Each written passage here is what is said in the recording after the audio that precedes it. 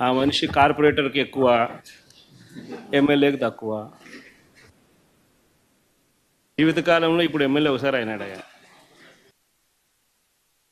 దేవుడు తీసుకెళ్ళినటువంటి తండ్రి శవం, నువ్వు పంపించినటువంటి బాబాయ్ శవం, ఈ రెండు చావు మేళాలు కలిసొచ్చి నీ విజయానికి బ్యాండ్ మేళం అయ్యాయి. కానీ లేదంటే నువ్వు అసలు కార్యకర్తగా కూడా పనికిరానటువంటి ఖైదీవి. నువ్వు ముఖ్యమంత్రి అవడం ఏంటి మా దరిద్రం కాకపోతే?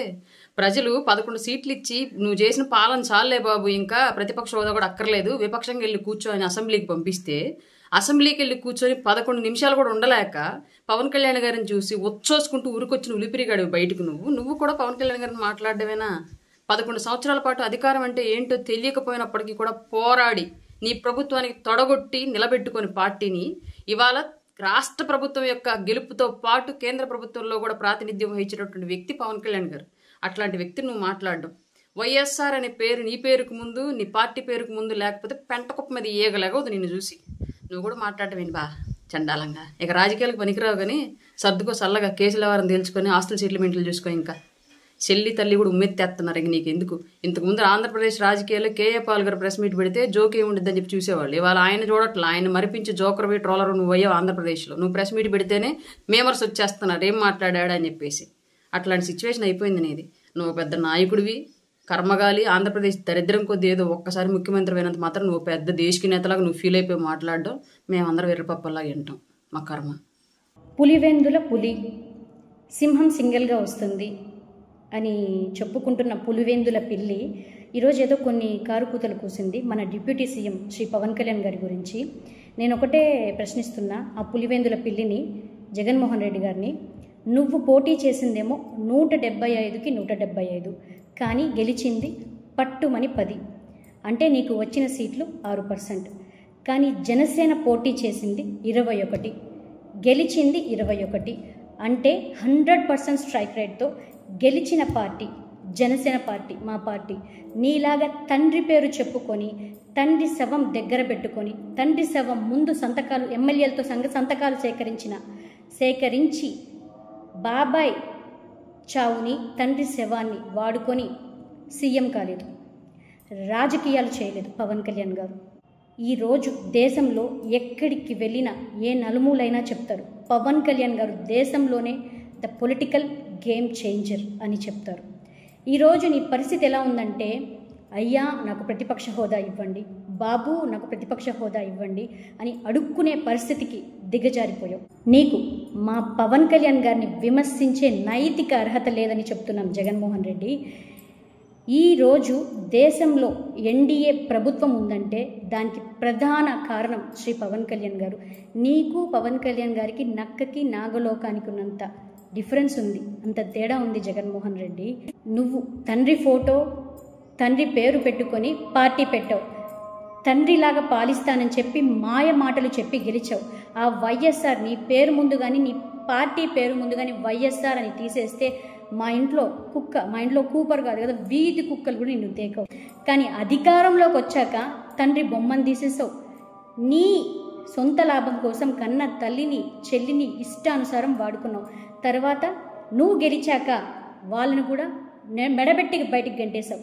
ఇప్పుడు కనీసం నీ సొంత చెల్లెళ్ళు, తల్లి నీతో ఉన్నారా? అది చూసుకో జగన్మోహన్ రెడ్డి.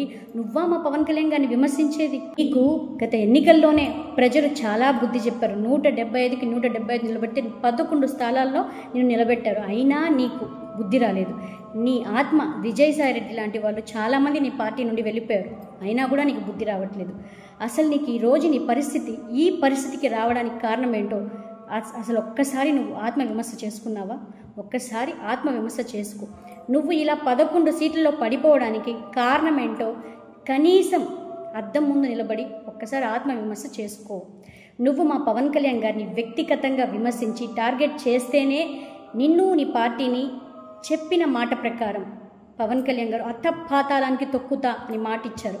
ఆ మాట ప్రకారం ఈరోజు అలా ఉన్నావు.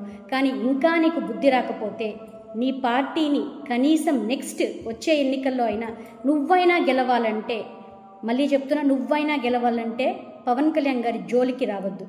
వస్తే ఇంకా నీకు నీ పార్టీకి గుండు సున్నానే మిగులుతుంది. అందరూ నాలాగా మంచిగా పద్ధతిగా మాట్లాడరు. చెత్త మాటలు మాట్లాడడం పక్కన పెట్టు, లేదంటే మా వాళ్ళ సమాధానం కూడా చాలా చెత్తగా ఉంటుంది. వినమ్రంగా జనసేన పార్టీ తరపున తెలియజేసుకుంటున్నాను. నమస్తే.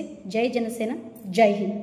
పులివెందుల ఎమ్మెల్యే జగన్ రెడ్డి గారు ఉప ముఖ్యమంత్రి పవన్ కళ్యాణ్ గారి గురించి కార్పొరేటర్కి ఎక్కువ, ఎమ్మెల్యేకు తక్కువ, మొదటిసారి ఎమ్మెల్యే అయ్యాడు అని కించపరుస్తూ మాట్లాడుతున్నారు. మరి జగన్మోహన్ రెడ్డి గారు, మీ పార్టీ ఎవరు పెట్టిన పార్టీ మీరు లాక్కున్నారు? పార్టీకి పేరు ముందు మీ తండ్రి గారి పేరు, వెనక కాంగ్రెస్ పేరు లేనిదే మీ పార్టీకి మనుగడెక్కడిది? తండ్రి హయాంలో సంపాదించిన వేల కోట్ల అవినీతి సొమ్ముతో మీరు ఈరోజు పార్టీ నడిపిస్తున్నారు. కాంగ్రెస్ నుంచి అరువు తెచ్చుకున్న నాయకులతో నడిపిస్తున్నారు. వేల కొద్దీ ప్రైవేటు సైన్యాన్ని తయారు చేసుకుని అడ్డం వచ్చిన వాళ్ళని బూతులు తిడుతూ నడిపిస్తున్నారు. మీ పదవీకాంక్ష కోసం, రాజకీయ మనుగడ కోసం తల్లిని చెల్లిని రోడ్ల మీద తిప్పించారు. తండ్రి చావుని అడ్డం పెట్టుకుని సంతకాల సేకరణకు దిగారు. అదే తండ్రి చావుని సానుభూతి డ్రామాతో ప్రజల దగ్గరికి వెళ్ళి ఒక్క ఛాన్స్ అని వాళ్ళని బతిమలాడారు. ఇవన్నీ సరిపోక కోడికత్తి డ్రామాలు, ఇంకెన్ని డ్రామాలు ఆడారు. ఇవన్నీ కాకుండా మీరు ఓన్గా ఏం చేశారు? మీరా పవన్ కళ్యాణ్ గారి గురించి మాట్లాడేది? ₹1 ఏ రోజన్నా దానం చేసిన చరిత్ర ఉందా తమరికి? మాట్లాడడం ఎంతసేపు? మేము కూడా అనగలం. తమరు కమెడియన్కి ఎక్కువ, ఖైదీకి తక్కువ అనొచ్చు, తప్పు కదా? అటువంటి మాటలు మేము మాట్లాడం. దయచేసి మాట్లాడేటప్పుడు నోరు అదుపులో పెట్టుకుని మాట్లాడండి. ప్రజల గురించి మాట్లాడండి, ప్రజల తరపున మాట్లాడండి. ఇందాక అన్నట్టు వర్క్ ఫ్రమ్ బెంగళూరు ఎమ్మెల్యే అయిన జనరల్గా శాసనసభ్యులు అసెంబ్లీ అయిపోయిన తర్వాత వాళ్ళ నియోజకవర్గాలకు వెళ్ళి పనిచేసుకుంటారు, ప్రజలకి అందుబాటులో ఉంటారు. ఈయన మాత్రం శాసనసభకి రాడు, బెంగళూరుకి మాత్రం తరచుగా వెళ్ళిపోతూ ఉంటారు. ఏ విధంగా మీరు ప్రజా సమస్యలపైన మీరు నిలబడతారు చెప్పండి? ప్రజలు మీకు ఒక శాసనసభ్యుడిగా మిమ్మల్ని ఎన్నుకున్నారు కదా, దాన్ని మీరు గౌరవించాలి కదా. ఇవన్నీ విస్మరించి కేవలం ఇట్లా ప్రెస్ మీట్లు పెట్టి మీ క్రిమినల్ మైండ్, అంటే నేను అనేది ఈ రోజున పవన్ కళ్యాణ్ గారిని ప్రత్యేకంగా టార్గెట్ చేయాల్సిన అవసరం దేనికోసం వచ్చిందంటే, తన రాజకీయ ప్రస్థానంలో ఈ విధంగా ఆయన ముందుకెళ్తూ ఉంటాడు. ఒక క్రిమినల్ మైండ్. మేము కూడా అనొచ్చు కదా, నువ్వు కోడికత్తికి ఎక్కువ, గొడ్డలికి తక్కువ అని. ఏ విధంగా బాబాయ్ హత్య జరిగిందో అందరికీ తెలుసు కదా. పద్ధత ప్రజాస్వామ్యంలో మీరందరూ కూడా ఒక పద్ధతి ప్రకారంగా మాట్లాడుకోవడం అలవాటు చేసుకోవాలి.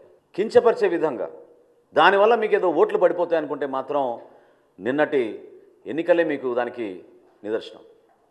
ఇప్పుడన్నా జగన్మోహన్ రెడ్డి గారు వాస్తవాలు తెలుసుకుని, ఎందుకు ఆయనకు 11 సీట్లు వచ్చినాయి, కార్యకర్తల దగ్గరికి వెళ్ళి గతంలో ఆయన చేసిన తప్పులు తెలుసుకుంటే బాగుంటుందని ఈ సభాముఖం ఆయన తెలుపుకుంటూ, దయచేసి గౌరవ ఉప ముఖ్యమంత్రి గారి గురించి కానివ్వండి, గౌరవ ముఖ్యమంత్రి గారి గురించి ఆలోచించి మాట్లాడమని నేను కోరుతున్నాను.